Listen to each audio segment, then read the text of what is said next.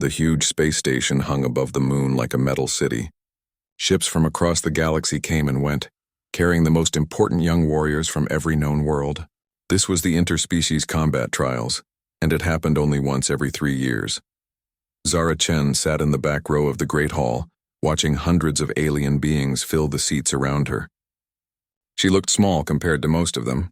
At 17 years old, she was average height for a human girl, with brown hair tied back and dark eyes that missed nothing. Her hands showed small scars from years of climbing rocks and surviving in the Australian desert. Most of the other students ignored her. The tall blue Altarians whispered among themselves in their musical language. The rock-like granite sat perfectly still as they always did. Strange floating gas clouds that called themselves the ethereal moved through the air above everyone else. Zara had learned all their names and abilities during the long trip from Earth. "Look at the little human," said a voice behind her.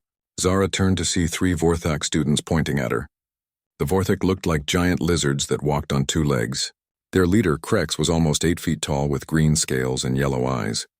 "What is a Deathworlder doing here?" "This is for real warriors," Zara said nothing. She had learned long ago that words often made things worse. On Earth, she had grown up in places where talking too much could get you killed. "The desert taught you to watch and listen first. I heard humans come from a Class 12 world," Krex continued, speaking loud enough for others to hear. "The same rating as planets with acid rain and lava storms. But humans look so weak and soft. How did they even survive?" Other students started to look. Some laughed. A few looked curious. Zara still said nothing, but she remembered her grandfather's words. "Let them think you're weak, little one." It makes the surprise better. The lights dimmed and everyone fell quiet. The ceremony was about to begin. Admiral Sekthar, a wise old being with 4 arms and silver skin, stood at the front. "Welcome, young warriors, to the trials that will test your courage and skill. You come from 47 different worlds. Each of you represents the best your species can offer." The Admiral's eyes found Zara in the crowd. "Some of you come from garden worlds where life is easy. Others from harsh places that test every day of your existence. But here you are all equal. Here only skill and heart matter." A door opened at the side of the hall. The temperature seemed to drop as heavy footsteps echoed through the space. Students shifted nervously as a massive figure entered. Warlord Thexkar the Unbroken stood 12 feet tall. His body was part living tissue and part machine, with armor plates fused directly to his bones. 4 glowing eyes scanned the crowd like a predator looking for prey. In his right hand, he carried a weapon that made several students gasp in fear. Voidrender. The gravitational lance was legend across the galaxy. It looked like a spear made of black crystal, but space itself seemed to bend around it. In 300 battles, no one had ever defeated Warlord Thexkar while he carried that weapon. "Students," Admiral Sekthar said, his voice carrying new respect. "Allow me to present Warlord Thexkar, Supreme Commander of the Apex Legion.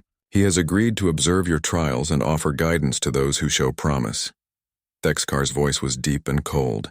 "I see many familiar species here. Altarians with their energy shields, Vorthak with their plasma breath, crystalline beings who can phase through solid matter." His 4 eyes swept the crowd again, all proven warriors from proud traditions. Those eyes stopped on Zara. Something that might have been amusement crossed his features. "But I also see something unexpected. A human. From Earth." He paused and the hall grew even quieter. "Tell me, little Deathworlder, what can your species offer that these others cannot?" All eyes turned to Zara. She could feel hundreds of alien beings staring at her, waiting for her to speak. Some looked curious. Others seemed ready to laugh. A few looked worried, as if they thought she might embarrass herself and her entire species. Zara stood up slowly. Her movement was careful and controlled, like someone who had learned to move quietly in dangerous places. She met Thexkar's gaze without fear. "I can show you better than I can tell you," she said simply. Murmurs ran through the crowd. Several aliens made sounds that might have been laughter in their languages. The Vorthak students behind her hissed with amusement. Thexkar tilted his massive head. "Interesting. Very well, small human. I will make you an offer." He lifted Voidrender and the weapon's dark energy made the air shimmer. "Anyone brave enough to face me in single combat will receive personal training in advanced warfare techniques. The experience alone will be worth more than a year of regular study." The hall fell dead silent. Face Warlord Thexkar in combat? With Voidrender?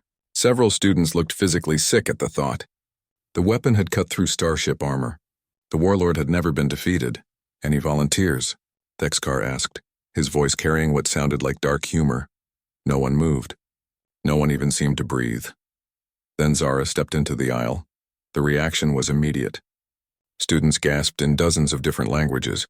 Someone behind her whispered, "She's going to die." Another voice said, "Humans really are insane." Admiral Sekthar stood up quickly. "Miss Chen, perhaps you should—" "I volunteer," Zara said clearly. Her voice carried through the hall without her having to shout. Growing up in the desert had taught her how to project her voice when it mattered. Thexkar studied her for a long moment. "Do you understand what you are asking for, child? I'm not some academy instructor going easy on students. Voidrender has broken the champions of 17 worlds. Your species has no natural armor, no energy manipulation abilities, no special defenses. What makes you think you can survive even 10 seconds against me?" Zara looked up at the massive warlord. "My grandfather always said that surviving isn't about being the biggest or strongest. It's about being too stubborn to quit when things get bad." For just a moment, something that might have been respect flickered in Thexkar's glowing eyes. "Very well, little Deathworlder. Tomorrow at dawn we will meet in Combat Arena 7. The galaxy will see what Earth's children are truly made of."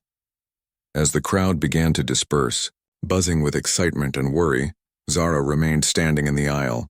She was thinking about the way Thexkar moved, the slight favor he showed his left leg, the rhythm of his breathing. Her grandfather had taught her to notice things like that. In the desert, noticing small details was the difference between life and death. Tomorrow she would find out if the same was true in space. Dawn came slowly on the space station. Artificial lights dimmed and brightened to copy the day and night cycle that most species needed. Zara had been awake for hours, sitting cross-legged on her small bed, breathing the way her grandfather had taught her.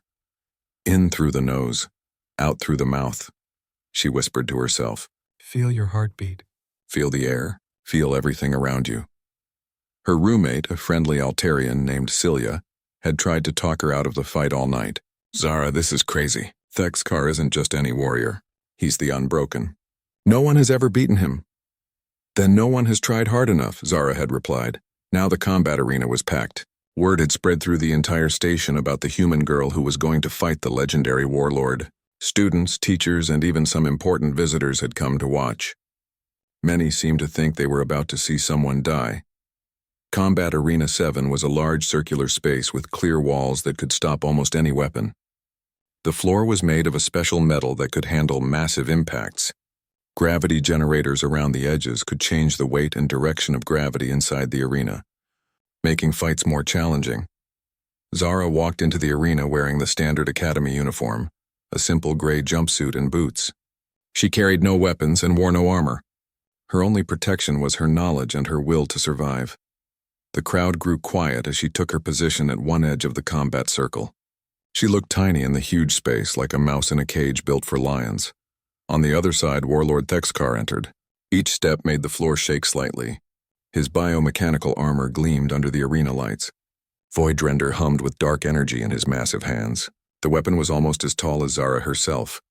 "Last chance to withdraw with honor, little human," Thexkar called across the arena. His voice echoed from the walls. "There is no shame in recognizing when you are outmatched." Zara said nothing. She settled into a stance that looked relaxed but wasn't.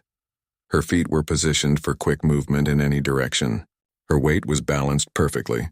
Her hands hung loose at her sides, ready to react faster than thought. Very well. Thexkar activated Voidrender fully. The gravitational lance began to glow with purple-black energy. Space around the weapon started to bend and twist. The crowd gasped as they saw reality itself warping near the warlord. "I will make this quick," Thexkar said. "You have courage, if not wisdom." Then came the 13 seconds that would change everything. Zara stood perfectly still. She didn't blink. She didn't shift her weight. She didn't even seem to breathe. Her dark eyes studied every detail of her opponent with an intensity that made some watchers feel uncomfortable. She watched how Thexkar's armor moved with his body. She noted the slight delay when he shifted weight to his left leg. An old injury, probably. She observed how the gravitational field around Voidrender created small distortions in the air. She counted his breathing pattern and noticed it was too regular, too controlled. Cybernetic lungs, most likely. She studied the weapon itself. Voidrender was powerful, but power always had a cost. The gravitational field it generated followed specific patterns. Energy flowed through the crystal core in predictable ways. Most importantly, the connection between the energy generator and the crystal matrix had to be perfectly aligned to work. Perfect alignment meant a perfect weak point. The crowd began to stir restlessly. Why wasn't the human moving? Why wasn't she afraid? Several alien spectators whispered to each other, wondering if something was wrong. But a few of the older, more experienced watchers recognized what they were seeing. They had seen it in apex predators across the galaxy. The absolute stillness that came just before an attack. Admiral Sekthar leaned forward in his observation seat. "Fascinating," he murmured to his aide. "She's not frozen with fear. She's hunting." Thexkar raised Voidrender above his head, preparing to strike.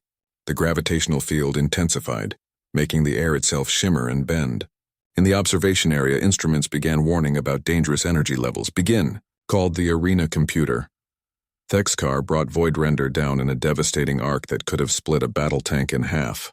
The gravitational wave from the attack was so powerful that several watchers in the front row had to grab their seats to avoid being pulled forward. But Zara was no longer where the weapon was, aimed. What happened next defied every combat simulation in the Academy's computers. Instead of dodging away from the gravitational field, Zara stepped into it. The dangerous energies that should have torn her apart instead seemed to flow around her like water. She moved with the gravitational current, using the weapon's own power to accelerate her forward. It was like watching someone surf on invisible waves of bent space. Her body flowed through distortions that would have crushed most beings. Thexkar's four eyes went wide with shock. In 300 battles, no one had ever moved like this. His combat systems couldn't track something that was using his own weapon's energy against him. Zara closed the distance in less than 2 seconds. Her hands, hardened by years of climbing sharp rocks and surviving in impossible places, found the exact spot where Voidrender's crystal matrix connected to its gravitational generator. She grabbed the weapon with both hands and twisted. The snap echoed through the arena like thunder. Voidrender, the legendary weapon that had never known defeat, broke cleanly in 2 pieces. The gravitational field collapsed instantly with a sound like reality tearing apart. Energy that had been perfectly controlled suddenly scattered in all directions. Thexkar stumbled backward, his massive form thrown off balance by the weapon's destruction. The pieces of Voidrender clattered to the arena floor, their dark crystal now dim and lifeless. But Zara wasn't finished. Moving with the smooth precision of someone who had learned to fight by surviving rather than studying, she took advantage of the chaos. A single, perfectly placed strike to the joint weakness she had spotted during those 13 seconds of observation sent the 12-foot Warlord crashing to the ground. The arena exploded into chaos. Aliens shrieked in languages that had no words for what they had just witnessed. Academy officials frantically checked their sensors, certain there must be some mistake. Several spectators fainted. Others began to calculate how quickly they could get messages to their home governments. Zara stood over the fallen Warlord, breathing normally, not even sweating. She looked down at Thexkar with something that might have been concern. "Are you hurt?" she asked simply. Thexkar stared up at her with all 4 eyes. For a moment, the legendary warrior couldn't speak. Then slowly, something that might have been laughter began to rumble from his chest. "Hurt? Little Deathworlder, you have just accomplished something that 300 previous opponents could not." He sat up carefully, testing his joints. "I am not hurt, but my pride may never recover." Zara extended her hand to help him stand. It was a gesture of respect that somehow made her victory even more shocking to the watching crowd. As Thexkar accepted her help and rose to his feet, he looked down at the broken pieces of his legendary weapon. Then he looked at the small human girl who had destroyed it with her bare hands. "Tell me," he said quietly, so only she could hear. "How did you know?" Zara picked up one of the crystal fragments and examined it. "Everything breaks," she said. "You just have to find the right place to push." In the observation area, emergency communications were already being sent to a dozen different worlds. The galaxy had just learned something new about the species from Earth, and not everyone was happy about it. The news spread through the galaxy faster than light-speed communications could carry it. A human girl had broken Voidrender, the weapon that had carved through starship hulls and defeated the champions of 17 worlds, was now in pieces on an academy floor. Within hours, emergency meetings were being called on capital worlds across known space. Military leaders who had dismissed Earth as an insignificant backwater suddenly wanted to know everything about human combat capabilities. Intelligence agencies that had barely bothered to keep files on humanity began desperate research into what they had missed. At the academy, Zara found herself at the center of attention she had never wanted. Everywhere she went, students stared and whispered. Some looked at her with awe. Others seemed afraid. The Vortex students who had laughed at her now kept their distance. "How did you do it?" asked Celia, her Altarian roommate. "Our energy shields couldn't even get close to Voidrender's gravitational field. But you walked right through it." Zara was sitting on her bed, cleaning her boots the way her grandfather had taught her. "I didn't fight the gravity," she said. "I used it. But that's impossible. No one can control gravitational forces without technology. I didn't control it. I adapted to it." Zara held up her boot and examined the sole. "When I was 8, a flash flood caught me in a canyon. The water was too strong to fight against, so I didn't fight it. I let it carry me and just tried to steer a little bit." "Same thing." Celia's blue-scaled face showed confusion. "You compare Voidrender to a flood? Energy is energy. Water, gravity, heat, cold, they all follow rules. If you understand the rules, you can work with them instead of against them." What Zara didn't mention was the hours she had spent watching Thexkar during the ceremony. She had noticed how he moved, how he held the weapon, how the gravitational field flowed around it. Her grandfather had taught her to read patterns in nature. Wind patterns that warned of storms, animal behaviors that signaled danger, the way water flowed that showed where it was safe to cross. Voidrender had been just another pattern to read. 3 days after the fight, Admiral Sekthar called Zara to his office. The old being looked tired, as if he hadn't slept since the combat trials began. "Miss Chen," he said, "I have been in communication with leaders across the galaxy. Your victory has created complications." "What kind of complications?" "The kind where several species are now questioning whether humans should be allowed full membership in the Galactic Confederation." The Admiral's forearms moved restlessly. "Some believe your people are too dangerous. Others think you might be hiding advanced technology that could threaten the balance of power." Zara frowned. "We're not hiding anything. What you saw was just human. That's what worries them." Admiral Sekthar activated a holographic display showing news reports from across the galaxy. "Look at these headlines. Deathworld species displays unknown combat capabilities. Human girl defeats legendary warrior." What else are they hiding? The reports were worse than Zara had imagined. Some called for immediate military action against Earth. Others demanded that humans be banned from the Academy until they could be properly studied. A few suggested that humanity might be secretly controlled by some advanced alien intelligence. "They're scared," Zara realized. "Yes, and scared beings make dangerous decisions." The Admiral leaned forward. "Warlord Thexkar has requested permission to train with you personally. He believes that understanding human combat methods might help calm the fears of other species. Will you accept?" Zara thought about her grandfather, alone on the farm in Australia. She thought about her younger brother who wanted to be a pilot. She thought about Earth, suddenly the focus of galactic attention it had never asked for. "Yes," she said, "I'll do it." The training sessions began the next day.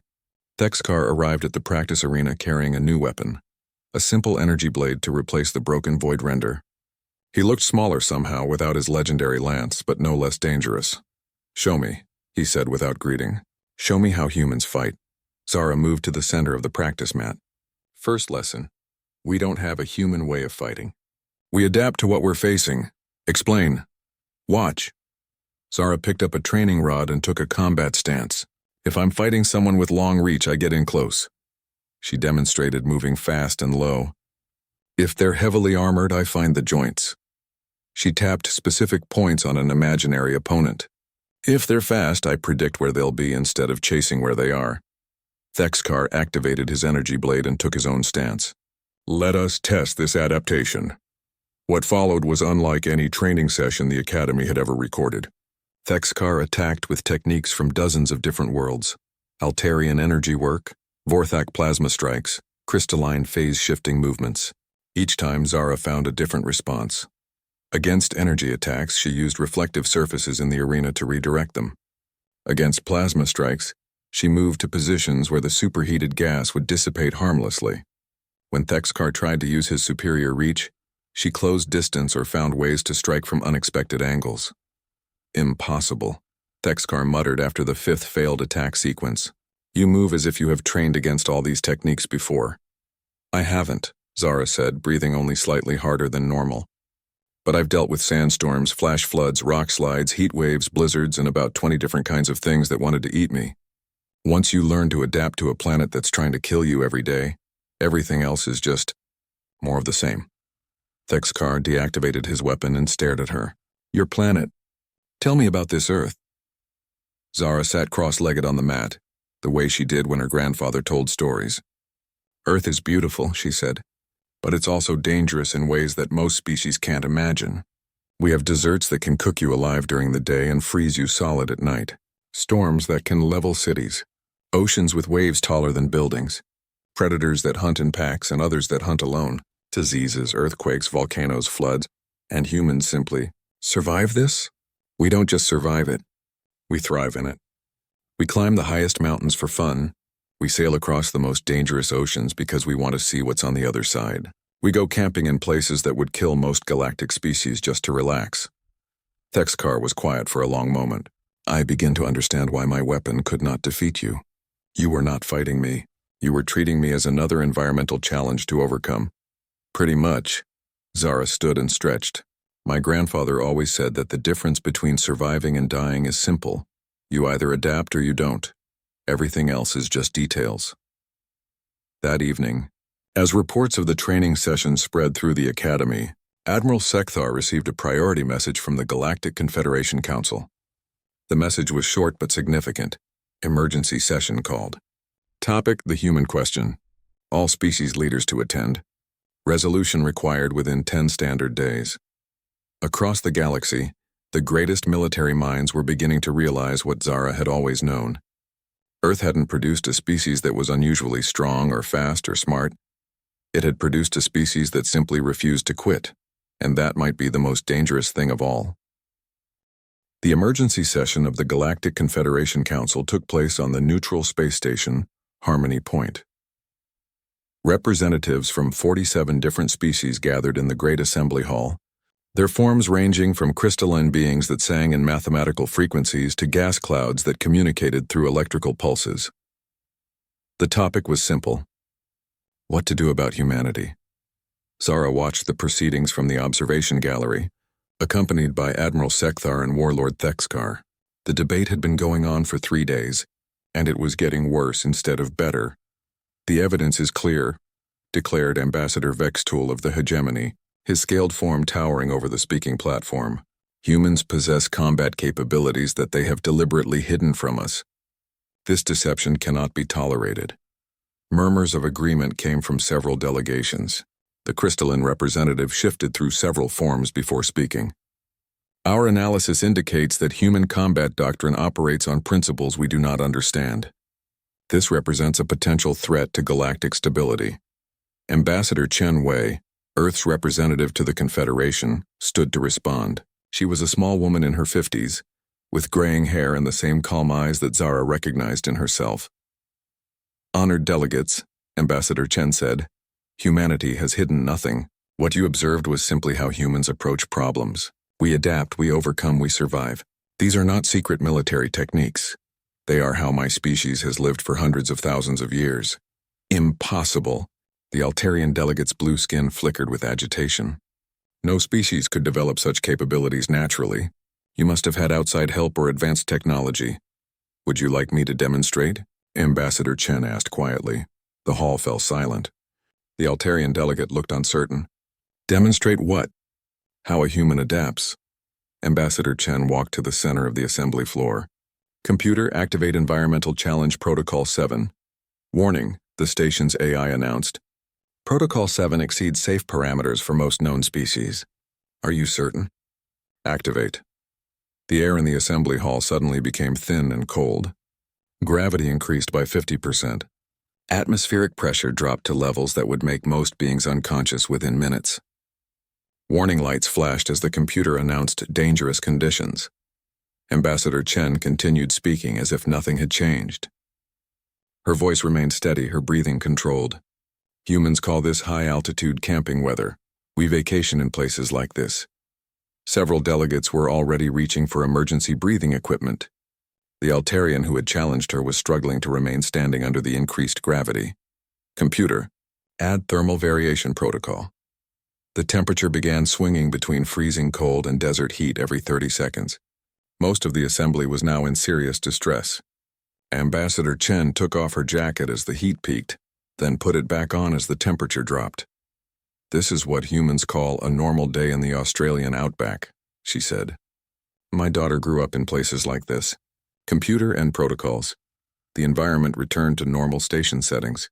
The assembly hall filled with the sounds of beings catching their breath and recovering from conditions that had been merely uncomfortable for a human.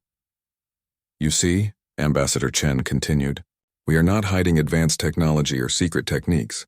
We are simply the product of a world that demands adaptation or death. Every human child learns to function in conditions that would be considered military-grade environmental warfare by most species." In the observation gallery, Thexakar leaned toward Zara. "Your people vacation in those conditions?" "That was actually pretty mild," Zara whispered back. She didn't even add any weather. The debate that followed was intense. Some delegates argued that humanity was too dangerous to be trusted with advanced technology. Others pointed out that humans had already proven themselves peaceful. Earth had made no aggressive moves despite apparently possessing individuals who could defeat legendary warriors. Finally, Elder Mordu of the Ancient Council stood to speak. The old being was so respected that the entire assembly fell quiet when he raised one of his 6 arms. "I have lived for 800 years, Elder Mordu said, his voice carrying across the hall without amplification. "I have seen the rise and fall of great civilizations. I have watched species destroy themselves through fear and paranoia." He paused, looking around the assembly. "Today I see that same fear in your faces. You are afraid because you do not understand humans. You classify them as Deathworlders and assume this makes them primitive or savage. But you have missed the most important truth. They are not just survivors of a hostile world. They are the product of that world." The elder's form shifted as he continued. "Every other species in this assembly comes from worlds that nurtured them, that provided for their needs. You developed technology to overcome environmental challenges. Humans developed themselves. They became the technology. But what does this mean for us?" asked the ethereal delegate, its gas cloud form rippling with concern. "How do we coexist with beings who can break our greatest weapons with their bare hands?" "The same way we coexist with any other species," Elder Mordu replied. "With respect, cooperation, and mutual understanding." The human girl did not break Warlord Thexkar's weapon out of malice. She did it to prove a point, that underestimating others is dangerous. Warlord Thexkar stood in the observation gallery. "I request permission to address the assembly." Elder Mordu nodded. "The Warlord has direct experience with human capabilities. We will hear him." Thexakar activated his voice amplifier and looked out over the gathered delegates. "Honored beings, I have spent the last week training with the human Zara Chen. I can tell you that everything you fear about humans is wrong. They are not secretly plotting against us. They are not hiding advanced weapons. They are simply better at survival than we ever imagined possible, and that difference could save us all." "Explain," demanded Ambassador Vextol. "Our galaxy faces threats we have not yet encountered. Deep space surveys have detected signs of hostile civilizations beyond our current borders. Energy signatures that suggest weapons far more powerful than anything we possess. When those threats arrive, and they will arrive, we will need every advantage we can find." Thexkar's 4 eyes swept the assembly. "Humans are not our enemies. They are our insurance policy against the unknown." The debate continued for 2 more days. In the end, the vote was closer than anyone had expected. 24 species in favor of full human integration, 21 opposed, with 2 abstentions. Humanity would remain in the Galactic Confederation. But the galaxy would never look at them the same way again. As the delegates filed out of the assembly hall, Zara found herself face to face with Ambassador Vextool. The hegemony representative studied her with cold reptilian eyes. "This is not over, young human," he said quietly. "My people do not forget threats." "We're not a threat," Zara replied. "We're neighbors. The sooner you figure out the difference, the better we'll all get along." Vextool hissed something in his own language and walked away. Watching him go, Thexkar placed a massive hand on Zara's shoulder. "You have won this battle, little Deathworlder, but I fear greater challenges lie ahead." Zara thought about her grandfather's farm, about her brother's dreams of flying among the stars, about Earth turning slowly in space while its children took their first steps into a larger galaxy. "Let them come," she said simply. "We're human. We adapt." Outside the station, unknown ships monitored the proceedings from the edge of sensor range. The beings inside those ships had been watching human development for some time. They had plans for the species from Earth, plans that would test every ounce of human adaptability in the months to come. 6 months after the broken weapon heard around the galaxy, everything had changed. The Galactic Confederation Military Academy had been completely rebuilt around new training standards. What used to be called maximum difficulty was now labeled human, normal. Environmental chambers that once tested the limits of alien endurance were now considered basic, conditioning for any species that wanted to serve, alongside Earth forces. Zara walked through the Academy corridors. No longer the only human on the station, Earth had quietly begun sending more cultural exchange students. Each one was a specialist from humanity's most extreme environments. There was Marcus, a deep-sea researcher who found vacuum exposure merely uncomfortable. Sarah, a mountain climber who treated hurricane-force winds as a mild breeze. Ahmed, a desert guide who considered plasma temperatures a bit warm. The other species watched these new humans with a mixture of fascination and fear. The Vorthak students, who had once laughed at human weakness, now requested permission to train alongside them. The proud Altarians had begun studying human adaptation techniques. Even the ancient crystalline beings admitted that humans approached problems in ways they had never considered. But it was the changes happening across the galaxy that truly showed how much 13 seconds of silence had altered everything. Zara's personal communication device chimed with an encrypted message from Admiral Sekthar. She opened it in her quarters away from curious eyes. "Miss Chen," the Admiral's recorded image said, "I need you to see something. Report to Secure Conference Room 7 immediately. Tell no one." When Zara arrived, she found Admiral Sekthar waiting alongside Warlord Thexkar and someone she didn't recognize. A tall, pale being with silver eyes and 6 arms. "Zara," Admiral Sekthar said, "meet Intelligence Director Colvin of the Deep Space Monitoring Division. She has information that concerns Earth directly." Director Colvin activated a holographic display showing star charts of the outer galaxy. 3 weeks ago, our long-range sensors detected a massive fleet moving toward Confederation space. Energy signatures indicate technology far in advance of anything we possess. The display zoomed in on moving dots that represented ships. There were hundreds of them, all moving in perfect formation toward the inner galaxy. "Who are they?" Zara asked. "We call them the Harvesters," Colvin replied. "They appear every few thousand years, strip entire systems of resources, then disappear back into deep space. The last time they came, they wiped out 3 major civilizations before we could mount any defense. How long do we have?" 18 months, maybe less. The director's silver eyes fixed on Zara. "Which brings us to why you're here. Analysis of Harvester combat records shows they use overwhelming force and advanced technology to crush resistance quickly. Traditional military doctrine suggests they are unbeatable." Thexkar stepped forward. "But traditional military doctrine said Voidrender was unbeatable too." "Exactly."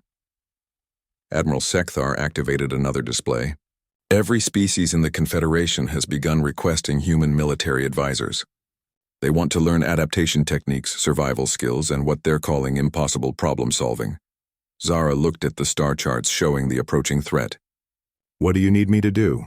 "We need you to help train a new kind of military force," Director Colvin said. "Not just soldiers who follow orders, but survivors who can adapt to anything. Humans will be the core instructors, but we need students from every species.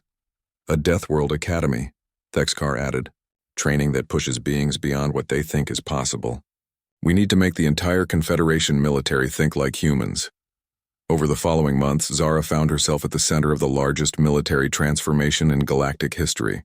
The new training program was brutal by alien standards but perfectly normal by human ones. Students learned to function in environments that changed without warning. They practiced fighting with broken equipment, limited resources, and impossible odds. The first graduation ceremony was attended by military leaders from across the galaxy. Zara watched as beings who had once thought humans were weak now performed feats that would have been impossible for their species just months earlier. A crystalline student demonstrated how to maintain solid form in a gravitational storm. An Altarian showed how to redirect enemy energy attacks using environmental reflectors. A Vorthak cadet successfully completed a survival course in conditions that mimicked a Class 12 Deathworld. "They're learning," Thexkar observed, standing beside Zara as they watched the ceremony. "Not just human techniques, but human thinking." "Good," Zara replied. "They're going to need it." The Harvester fleet was still months away, but their advanced scouts had already been detected in outer systems. Early reports were not encouraging. The scouts possessed technology that seemed to ignore physical laws, ships that moved through solid matter, weapons that existed in multiple dimensions simultaneously, shields that absorbed and redirected any energy directed at them. But there was something else in the reports that caught Zara's attention. The Harvesters fought with perfect efficiency and overwhelming force. They had never encountered significant resistance. They had never needed to adapt. "They're specialists," she realized during a strategy meeting with the Confederation's top military minds. "Perfectly evolved for conquest, but not for survival." "Explain," Admiral Sekthar requested. "Look at their attack patterns. Same formation every time, same tactics for 3,000 years.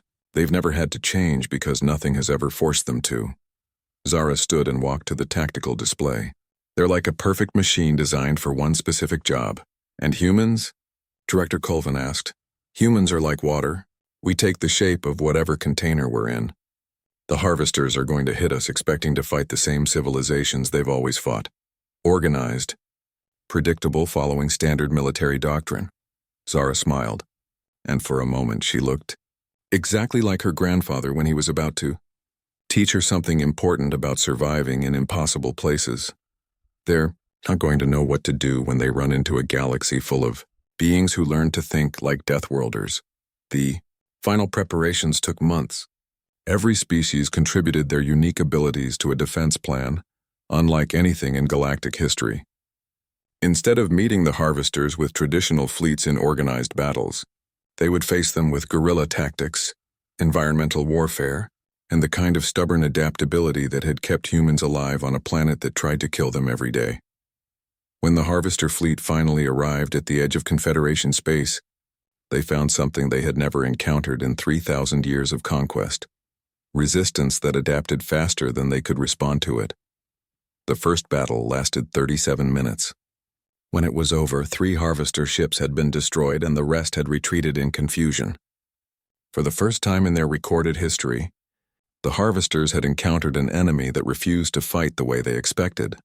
As reports of the victory spread through Confederation space, Zara sat in her quarters reading a message from Earth. Her grandfather had written to tell her about the new greenhouse he was building and ask when she might come home for a visit. She looked out at the stars and smiled. The galaxy was learning what it meant to be human. But she was learning, too, that sometimes the best way to protect your home was to teach others how to be just as stubborn as you were. In the distance, the Harvester fleet regrouped and began new attack preparations, but they were no longer facing the same galaxy they had conquered before. They were facing a galaxy that had learned to adapt, and as any human could tell you, that made all the difference in the world.